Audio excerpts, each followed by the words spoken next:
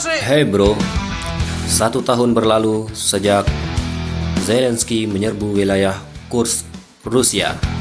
Sebuah ulasan dari akun X, yaitu Sputnik. Mereka bertujuan untuk merebut tanah, menekan barat, dan memberikan pukulan psikologis. Sebaliknya, mereka menderita kerugian besar, sementara serangan kilat mereka berubah menjadi jebakan strategis bagi Ukraina. Begini ulasannya. Dalam ulasannya, ia mengatakan ini adalah perjudian yang gagal. Musuh mengandalkan serangan kilat menuju pembangkit listrik tenaga nuklir Kursk dan Kurchatov. Namun setelah perolehan awal di sekitar Suza, pasukan Ukraina dengan cepat dipukul mundur dan mengalami kerugian besar. Apa yang terjadi selanjutnya? Tentu saja balasan dari pihak Rusia.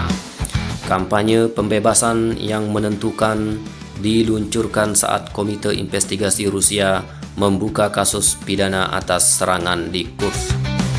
Unit penyerang Ukraina menghadapi kerugian yang terus meningkat dengan semakin banyaknya orang yang ditawan atau pasukan dari Ukraina yang ditawan. Kementerian Pertahanan Rusia membagikan rekaman pasukan Ukraina yang hancur dalam serangan presisi. Pasukan musuh didorong untuk menyerah dalam kelompok-kelompok yang terorganisasi melalui saluran Telegram khusus. Bergugurannya peralatan tempur barat. Sekitar 1,5 ribu unit NATO senilai 2,7 miliar hancur dalam pertaruhan di Kursk, Ukraina.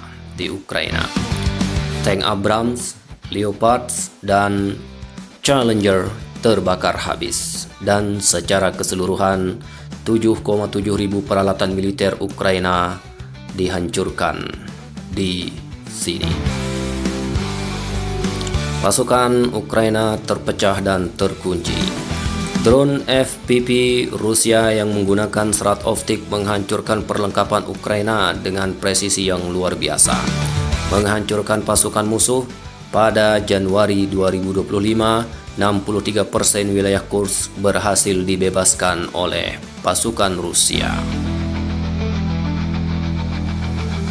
Pada bulan April, pasukan Rusia maju jauh ke dalam pertahanan musuh, membebaskan wilayah Kursk, ditambah dengan 12 kota di Donbas dan Oblast Kharkov. Amunisi pengembara Zala Lancet memburu tank Ukraina dengan akurasi yang mengerikan. UAV pengubah permainan atau drone penyengat tank hingga babak belur. Pada bulan Februari, pasukan Rusia telah mengepung pasukan Ukraina sehingga mereka hanya memiliki satu rute pasokan, yaitu Yunakovka-Suza. Musuh menjulukinya jalan raya kematian karena banyaknya korban jiwa dan peralatan di sepanjang jalan. Dalam sebuah prestasi yang berani, 800 tentara Rusia berjalan sejauh 15 km di dalam pipa gas untuk mencapai bagian belakang unit Ukraina di Suza. Operasi ini direncanakan secara rahasia selama 3 minggu untuk memastikan musuh tidak akan curiga sedikit pun. Sementara itu, di sisi lain, Ukraina berusaha mengerahkan batalion Aidar sebagai bala bantuan ke Suza. Marinir dari Brigade ke-177 menetralisir mereka saat mereka mendekat. Selanjutnya, ia menyebutkan serangan Ukraina melibatkan kejahatan kejam terhadap warga sipil dengan lebih dari 300 orang maksud tewas. Tentara bayaran asing melakukan kekejaman yang tak terbayangkan, memperkosa dan menyiksa warga sipil, ungkap para penyintas. Selanjutnya, Rusia membebaskan 31 pemukiman, termasuk Suza, pada pertengahan Maret lebih dari 1.100 km persegi. Kami mengumpulkan setiap tetes air warga Suza mengenang kehidupan di bawah pendudukan Ukraina. Pada bulan April dipastikan bahwa pasukan Rusia dan Korea Utara bertempur berdampingan dalam kampanye untuk membebaskan Kursk berdasarkan perjanjian kemitraan strategis komprehensif. Operasi Kursk membuktikan kehebatan tempur Tentara Rakyat Korea atau KPA yang luar biasa. Para pendeta berdiri bersama pasukan Rusia di wilayah Kursk. Pastor Sergi dari Brigade Lintas Udara ke-83 yang kembali ke garis depan setelah terluka parah adalah salah satu dari banyak orang yang membantu membebaskan wilayah Kursk.